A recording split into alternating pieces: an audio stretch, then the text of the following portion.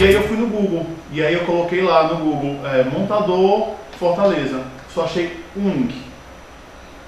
E aí eu liguei para esse montador, tive que agendar um horário com ele, quase uma semana depois, para ele montar os móveis, porque ele não tinha espaço na agenda dele, tamanha era a procura.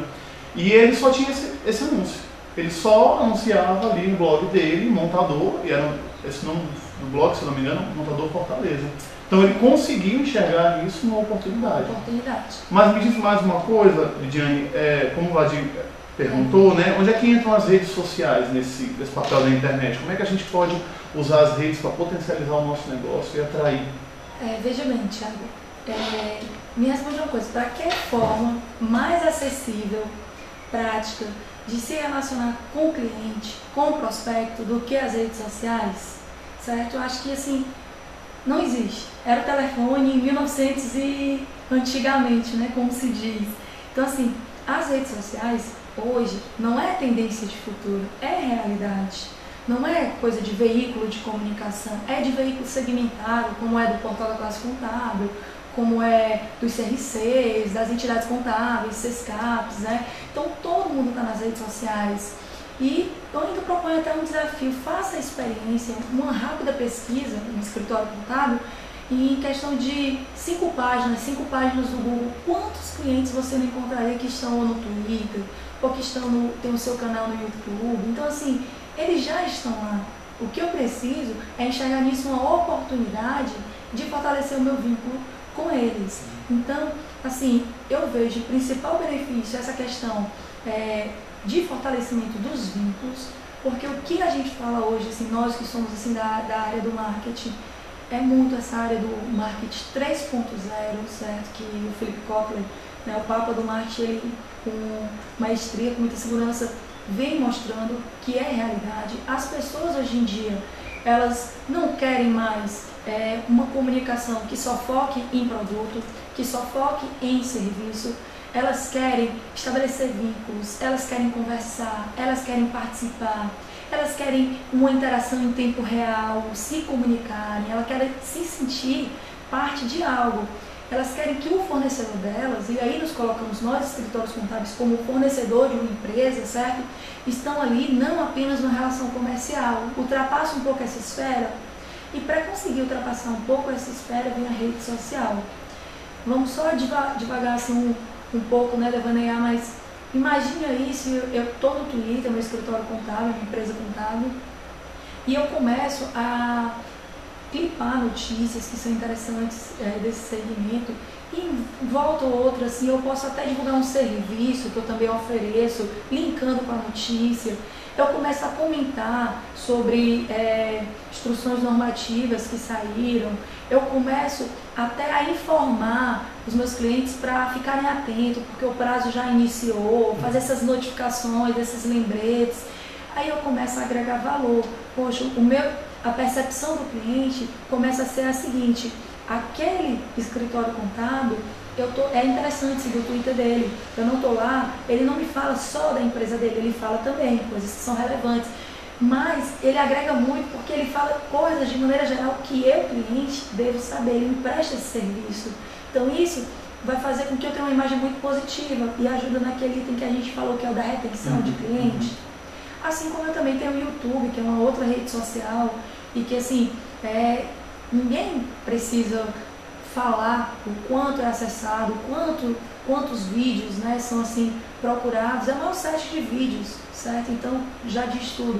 Imagine a oportunidade que o escritório contábil pode ter, por exemplo, de comentar instruções normativas novamente, comentar, explicar o que é o SPED, esse serviço que ele pode prestar, e em seguida comunicar que o seu escritório oferece esse serviço, ele realiza o SPED, ele terceiriza, departamento pessoal, escrituração sobre imposto de renda, né? Poxa, são assim inúmeras as possibilidades, e que com certeza eu falo isso, as empresas, elas não sabem, certo? Ela está na expectativa de ter alguém que esclareça, certo? E a partir do momento que o escritório ele começa a esclarecer isso, ele passa a ser uma fonte confiável. A percepção de valor daquele escritório ali é igual àquela pessoa que sempre está no jornal falando sobre determinado assunto. Poxa, o cara é o bambambam da área. Começa-se a trabalhar a imagem nesse sentido. E claro, quando ele conhece, tem uma outra vertente, é que o escritório contábil vai perceber a importância de ter alguém que sabe realizar esse tipo de serviço na sua empresa. Então, assim, as redes sociais, se eu puder lhe falar, elas são muito importantes, mas eu acho que os escritórios contábeis ainda podem explorá-la muito mais.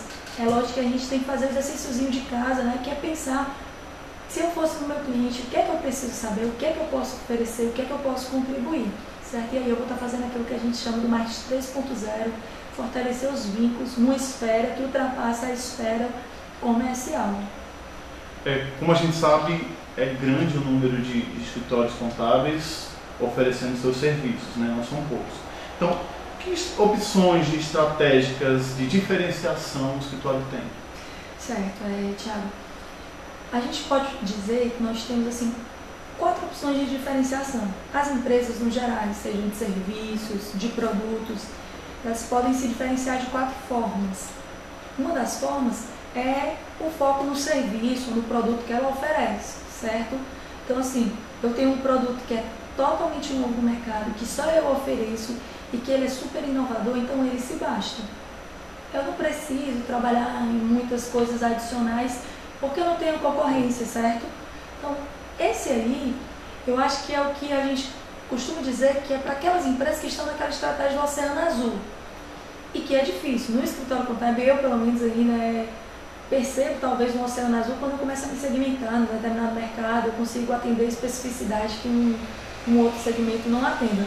Mas assim, eu não recomendo essa primeira estratégia, porque por mais que hoje eu tenha uma novidade, rapidamente, com o fluxo de informação, a globalização, esse alinhamento mesmo assim, entre os eixos, as pessoas rapidamente não vão mais se diferenciar somente pelos serviços. Deixa de ser um diferencial e passa a ser um qualificador, tem que ter no mínimo isso, certo? Então eu não recomendo essa primeira opção. Uma segunda opção é um serviço agregado a um produto principal, certo? Que é o quê? Eu já tenho serviços que eu faço declaração, eu faço a escrituração contábil, a escrituração fiscal, e eu agrego serviços. Que tipo de serviços eu posso agregar? Eu costumo fazer boletins, por exemplo, boletins explicativos, informativos, as newsletters, né, que a gente chama. Eu mando notas com 10 dias de antecedências antes de iniciar um prazo, por exemplo. Tudo isso são serviços agregados e que nem todo escritório, né, que ainda não atentou para isso, está disposto a oferecer. E aí o cliente começa a enxergar valor que aquele escritório ele cobra um pouquinho mais, mas ele me oferece aquilo a mais, esse serviço agregado, que é uma ótima estratégia também. Uma terceira estratégia é a estratégia do marketing de relacionamento, né? Que consiste basicamente assim, em realmente se relacionar. Então, quando eu falo, eu estou nas redes sociais conversando com os meus clientes, comentando uma conquista, eu acompanho as conquistas dos meus clientes, se eu tenho empresa de grande porte, eu celebro, eu parabenizo, eu mostro que eu estou ali atento. Será que uma vez assim no trimestre eu faço uma visita de cortesia? Gente, o escritório contábil não é só operacional, é um negócio, precisa de um ciclo comercial, um pós-venda, digamos assim, certo? Então, eu faço visita de cortesia, eu cumpro os prazos que eu acordo com ele, eu tenho assim agilidade, então tudo isso contribui para que a gente tenha um bom relacionamento e seja muito forte esse elo com o cliente. E uma quarta etapa, né, que é focada em produção e distribuição. No caso do escritório contábil, seria mais assim a distribuição. Então, como é que é a distribuição do meu escritório? As informações aqui, a logística, digamos, elas são automatizadas, elas são em tempo real, eu uso transmissão assim pela internet, enquanto o outro escritório manda lá o boy deixar. Então, são coisas que fazem a diferença dependendo da necessidade da empresa, cliente. O que o escritório ele tem que fazer é enxergar, olhar para dentro, né? Olhar para o umbigo, como a gente fala, e ver, poxa, o que eu sou bom? O que as pessoas costumam elogiar? E eu vou usar isso como um diferencial para mim. Essas 4 estratégias não tem a certa e nem a errada, certo? E também não tem a obrigação de que eu só posso usar uma estratégia por vez. Não é isso.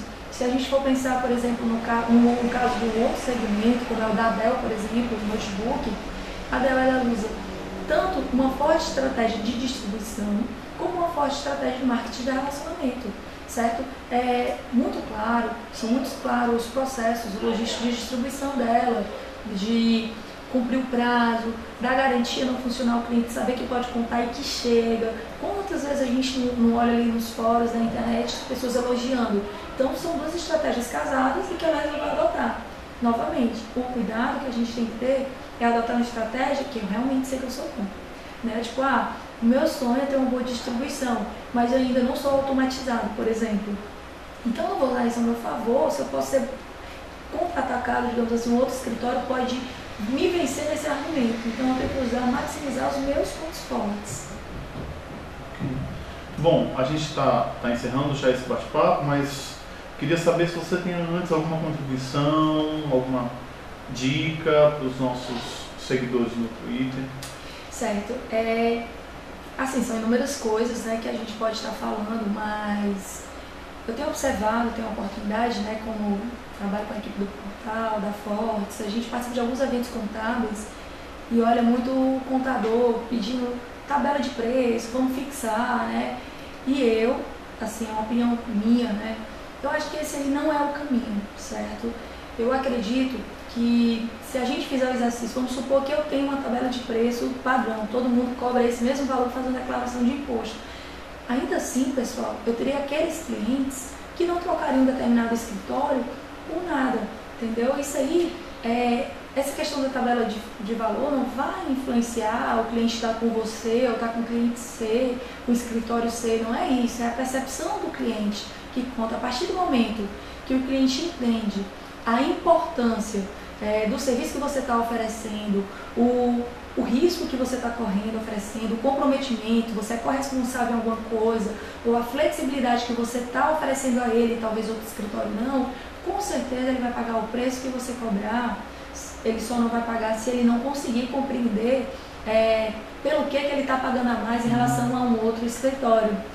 E essa é a dica que eu quero deixar para os escritórios contábeis, que é papel de vocês fazer com que o cliente perceba a importância dos serviços que vocês prestam nas organizações deles.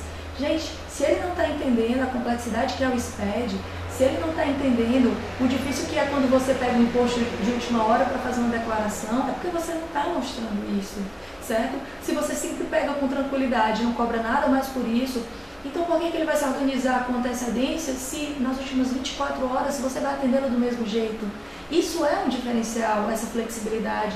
Funcionar em final de semana, funcionar depois do comercial, mostre para ele o seu diferencial que você tem no mercado.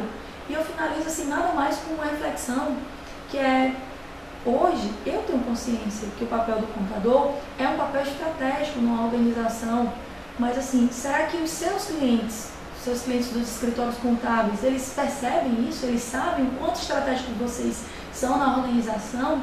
Eles ainda estão numa visão que vocês, contadores, escritórios contábeis, são operacionais. Então, acho que aí, esse é o nosso desafio, né? E compete, a principal tarefa de mudar isso, além das entidades, das palestras, mas é muito mais assim, do próprio escritório contábil do que de qualquer outro órgão, Thiago.